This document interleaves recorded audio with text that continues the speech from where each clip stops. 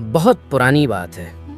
ایک بہت بڑے اور پرانے جنگل کے کنارے پر ایک لکڑہارا جس کا نام اکبر تھا رہتا تھا۔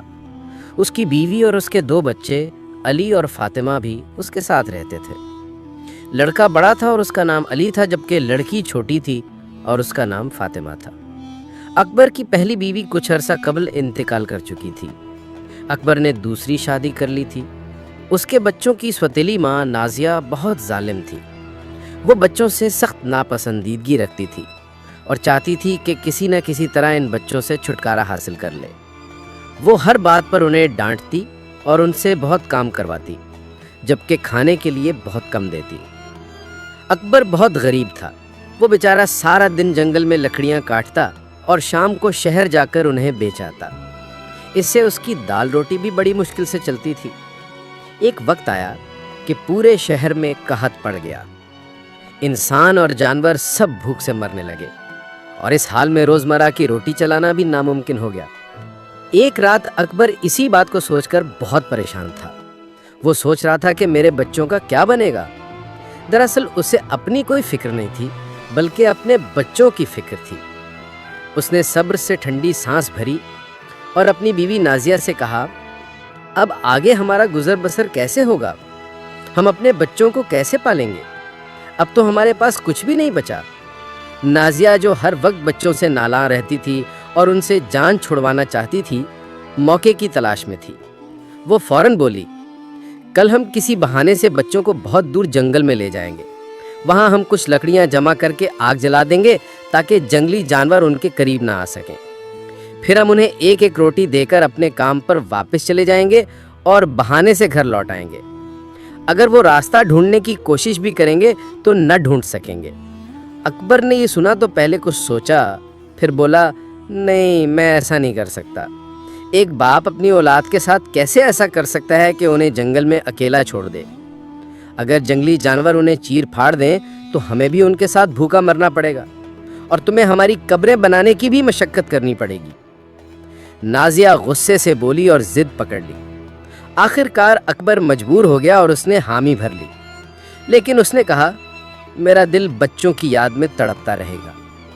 اسی رات بچے بھی بھوک کی وجہ سے سو نہ سکے اور انہوں نے چھپ کر اپنے ماں باپ کی یہ باتیں سن لیں۔ فاطمہ بہت روئی اور اپنے بھائی علی سے کہنے لگی، ہم اپنے ماں باپ کے لیے بوجھ بن گئے ہیں اور وہ ہم سے جان چھڑوانا چاہتے ہیں۔ علی نے کہا، نہیں بہن، تم پریشان نہ ہو، میں اس کے لیے کچھ نہ کچھ ضرور سوچوں گا۔ جب دونوں میاں بیوی سو گئے، علی اٹھا، ایک چادر اوڑھی اور چپکے سے گھر کے دروازے سے باہر نکل گیا۔ گھر کے سامنے پڑے کنکر چاندنی میں چاندی کے ٹکڑوں جیسے چمک رہے تھے۔ علی نے بہت سے کنکر اٹھا کر اپنی جیبیں بھر لیں اور گھر واپس آ گیا۔ اس نے فاطمہ سے کہا، میری پیاری بہن، تم آرام سے سو جاؤ، اللہ بہتر کرے گا۔ یہ کہہ کر وہ خود بھی لیٹ کر سو گیا۔ اگلے دن صبح سویرے نازیہ بچوں کے پاس آئی اور کہنے لگی، چلو بچوں اٹھو، آج ہم جنگل میں لکڑیاں کاٹنے جائیں گے۔ اس نے علی اور فاطمہ کو ایک ایک روٹی کا ٹکڑا دیا اور کہا، یہ تمہارے دوپہر کے کھانے کے لیے ہے، ابھی نہ کھا لینا ورنہ دوپہر کو تمہارے پاس کچھ نہیں بچے گا۔ دونوں نے خاموشی سے روٹیاں لیں اور جنگل کی طرف روانہ ہو گئے۔ تھوڑی دور چلنے کے بعد علی رکا اور مڑ کر اپنے گھر کی طرف دیکھنے لگا۔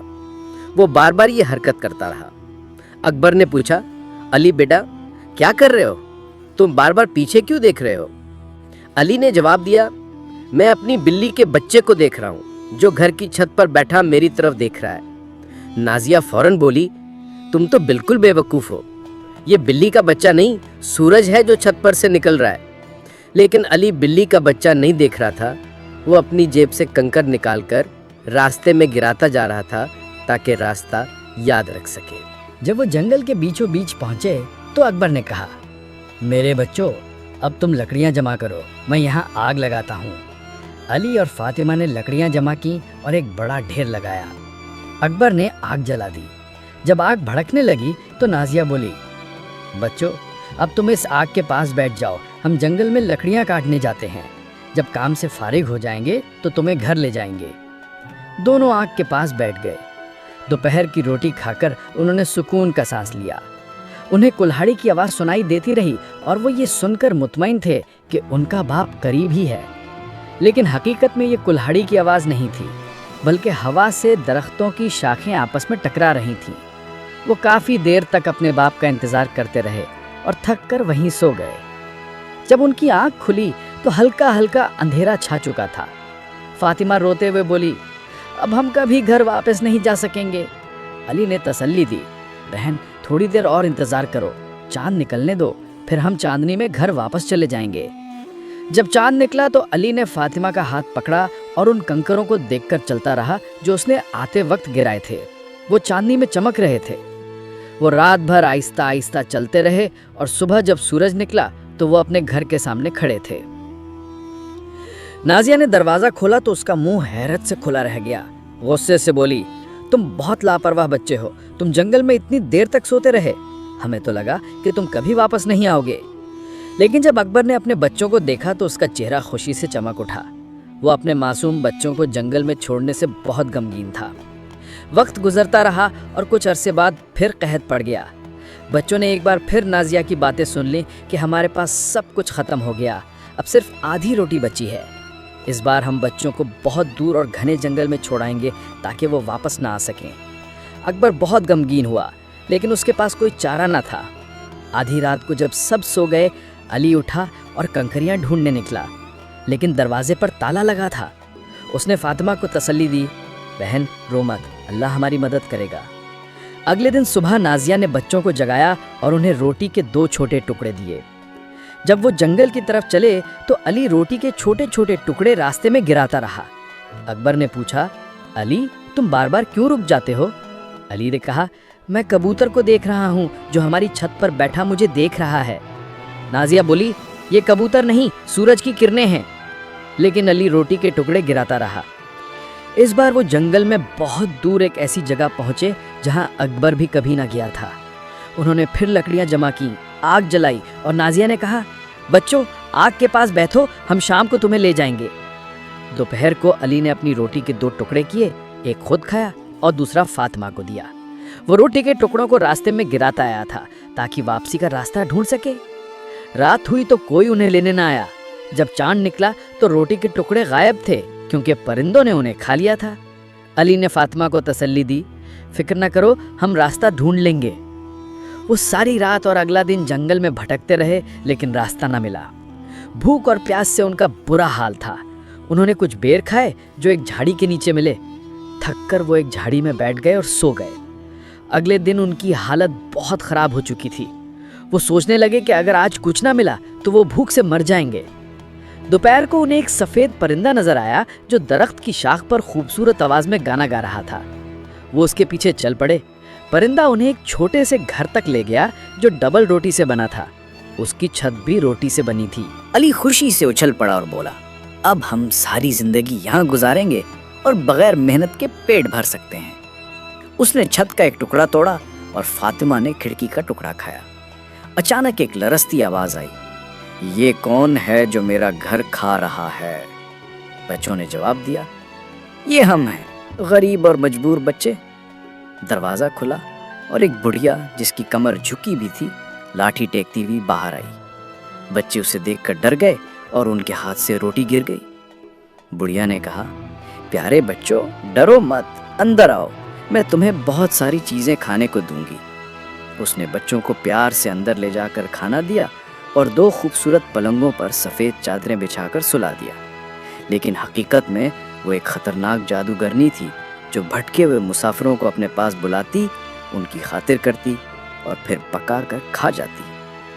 اگلی صبح بڑھیا نے علی کو پکڑ کر ایک پنجرے میں بند کر دیا۔ فاطمہ کو جگا کر کہا، اٹھ، اپنے بھائی کے لیے کھانا پکا، جب وہ موٹا ہو جائے گا تو میں اسے کھاؤں گی۔ فاطمہ رو پڑی، لیکن اسے بڑھیا کے کہے پر عمل کرنا پڑا۔ علی کو عمدہ کھانا ملتا جبکہ فاطمہ کو بچا کھچا کھانا دیا جاتا۔ بڑھیا ہر روز علی سے کہتی، اپنی انگلی باہر نکالو تاکہ میں دیکھوں تم کتنے موٹے ہوئے۔ علی ایک ہڈی باہر نکالتا اور بڑھیا کی کمزور نظر اسے انگلی سمجھتی۔ وہ پریشان ہوتی کہ علی موٹا کیوں نہیں ہو رہا۔ 4 ہفتے بعد بڑھیا کا صبر ختم ہو گیا۔ اس نے فاطمہ سے کہا، پانی لاؤ، میں کل صبح علی کو پکا کر کھاؤں گی۔ فاطمہ روتی رہی اور دعا مانگتی رہی۔ اگلی صبح بڑھیا نے تندور تیار کیا اور فاطمہ سے کہا، دیکھ تندور گرم ہوا یا نہیں؟ فاطمہ نے انجان بنتے ہوئے کہا، مجھے نہیں پتا تندور کیسے دیکھتے ہیں۔ بڑھیا بولی، اس کا منہ اتنا بڑا ہے کہ میں اپنا سر بھی اندر ڈال سکتی ہوں۔ جیسے ہی اس نے سر اندر کیا، فاطمہ نے اسے تندور میں دھکیل دیا اور ڈھکن بند کر دیا۔ بڑھیا کی چیخیں جنگل میں گونج اٹھیں۔ فاطمہ نے کان بند کیے اور علی کو پنجرے سے نکالا۔ دونوں خوشی سے اچھل پڑے۔ انہوں نے بڑھیا کے گھر میں ہیرے، جواہرات اور سونے کی اشرفیاں دیکھیں۔ علی اور فاطمہ نے اپنی جیبیں بھریں اور جنگل سے نکلنے کی کوشش کی۔ کئی گھنٹوں کے بعد وہ ایک جھیل پر پہنچے۔ فاطمہ نے ایک شتر مرغ سے مدد مانگی، جس نے انہیں ایک ایک کر کے جھیل پار کروائی۔ آگے چل کر انہیں اپنا گھر نظر آیا۔ وہ خوشی سے گھر پہنچے۔ اکبر اپنے بچوں کو دیکھ کر بہت خوش ہوا۔ نازیہ مر چکی تھی۔ بچوں نے جواہرات اپنے باپ کے سامنے رکھ دیے اور اس طرح ان کی ساری زندگی کی پریشانیاں ختم ہو